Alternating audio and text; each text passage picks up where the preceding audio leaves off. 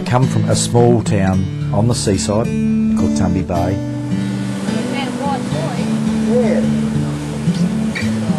And some 20 miles out from us is the St Joseph Bank group of islands. Yeah, it's beautiful, isn't it?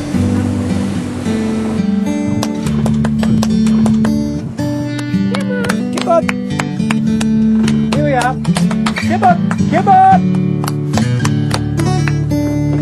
I just want to be out there and enjoy the scenery, everything that goes on out at sea. I love it. You get a major scare, you think about the better things in life, and I want to have a little bit of enjoyment with my wife.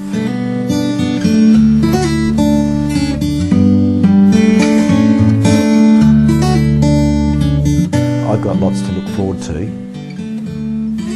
12 months ago, he was starting to get very, very tired, and he was sleeping in the afternoons, and his appetite was fading, and he was losing weight.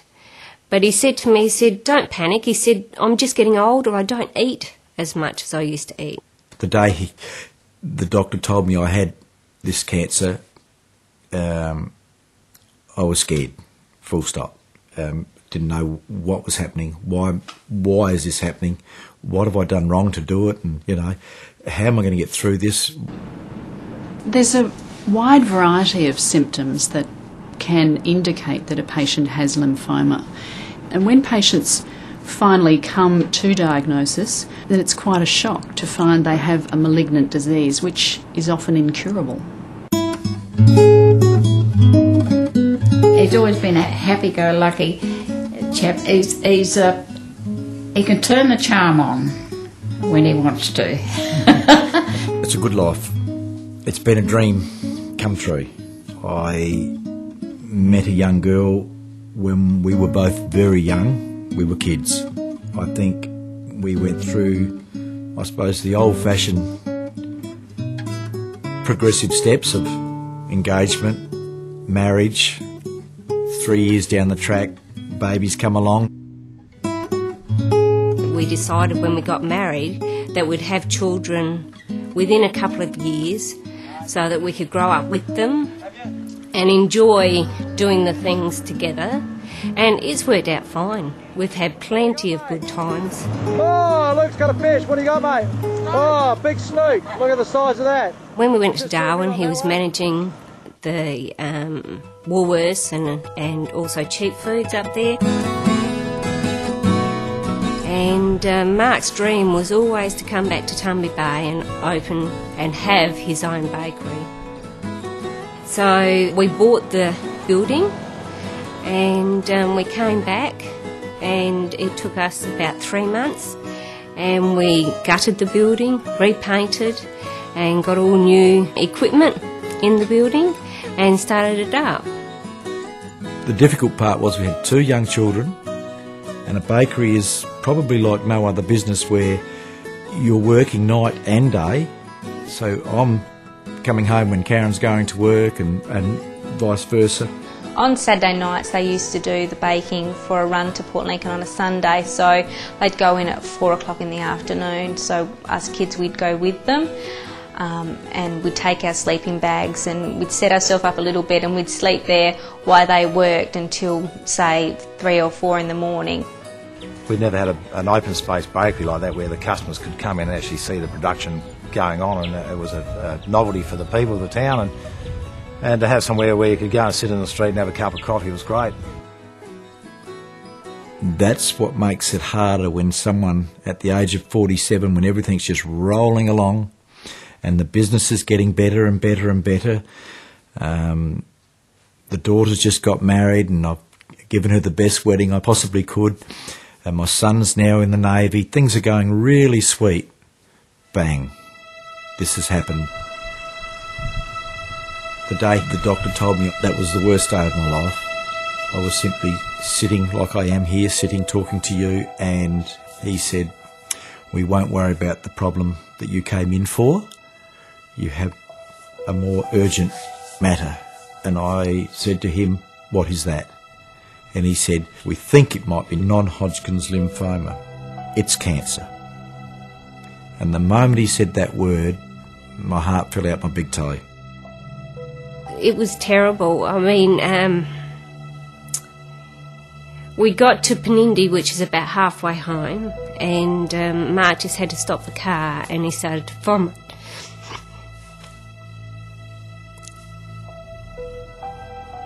I was slumped over the steering wheel.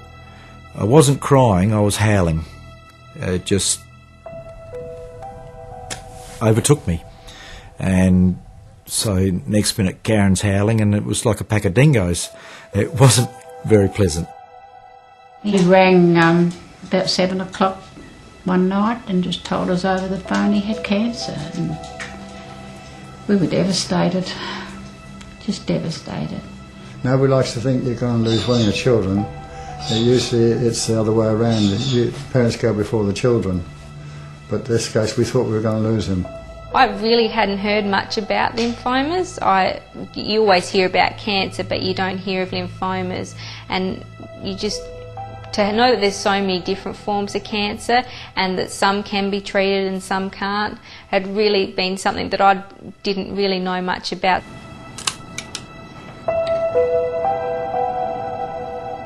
This is a normal lymph node, and you can see that it has nice zones of cells, very clustered tightly together. In comparison, if we have lymphoma or cancer of the lymph nodes, it no longer has that pattern. The cells have now grown out of control. They no longer respond to the normal instructions, and they just basically form a solid mass of cells. There are more than 30 subtypes of lymphoma, so treatment can range from simply watching and waiting, where no specific therapy is administered, all the way through to very aggressive treatment, which includes intensive chemotherapy and sometimes bone marrow transplant. You live in the country and all of a sudden you've got to have treatment in Adelaide. It's between 600 and 700 kilometres away, 7 hours travelling. The social worker from the hospital came to see us and got us in touch with the Leukaemia Foundation, which got us a unit on King William Road. And it was just fantastic because with the units you don't have to pay to stay there. And we were actually there for 5 months. The Leukaemia Foundation had 4 units. That was a 2-bedroom unit. It very much became our home to the point where we were calling it home. For regional patients, they come into these units and everything is here for them. About 5 years ago the King William Road units came online and it became very clear very quickly we just simply didn't have enough. So these units on Richmond Road were found about 2 years ago. Ladies and gentlemen, I declare these units open. What we need for the future is developing facilities that will cope with the future needs.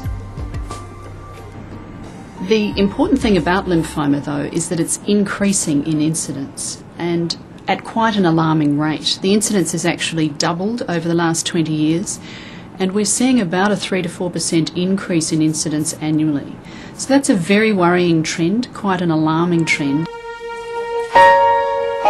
Mark was admitted to hospital. He got that bad that he had to be admitted. He had his first lot of chemo and he came out of that and then he had another lot and then we were able to take him home, but he was just so lethargic and felt so sick that he just couldn't do a thing. It was terrible. And I'm sliding. I'm going downhill fast. 10 kilos in 6 days. And it started to get very... Well, it didn't start to get scary. It was just getting scarier. I'd always known Mark, and I just couldn't believe the change in him, the physical change in those few weeks since I'd seen him, and he's sitting in the chair there, and yeah, it was pretty devastating. And I said, "How you going, Quentin?" And he looked at me and he never replied. And Quentin's always got something to say, good or bad, but he never replied. He simply had tears come out of his eyes. we spent some time with Mark, and his sister was there, and when the brother-in-law went out to the lifts and we said to each other we didn't think we'd ever see him again. That was probably my lowest point. I said to my wife, I said, I'm not going to get out of this. It's just going the wrong way. For some reason, and I don't think you really do anything consciously, but for some reason the body at that stage on the same day turned around and up I came. Ever so slowly, but it was upwards all the way, and we got better and better until you could start saying to yourself, well, it's not a bad day today.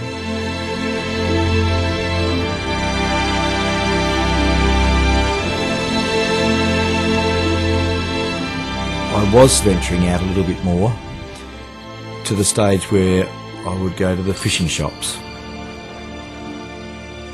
I just like to look at the new rods and the new reels. Just still tapping. As you get better, it sort of speeds up. You know, it snowballs, and I've got myself into a position where I think, well, I'll come home to Tumby Bay and I won't work again. Yes? Oh, yes, we got a whiting.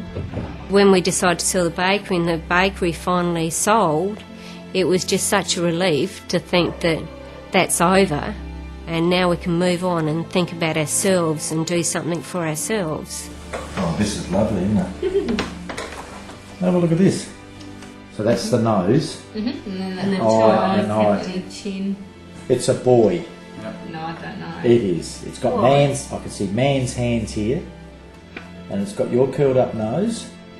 It means the world to Mark and I that Kylie Ann and Justin are having a baby, a grandchild, so we can enjoy. It's got a very robust looking face.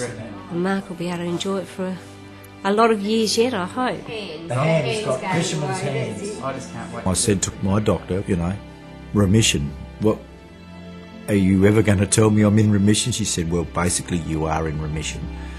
And I said, well, that's what I've been wanting to hear from you. The doctor originally said we would hope to get you through 5 years. We would hope.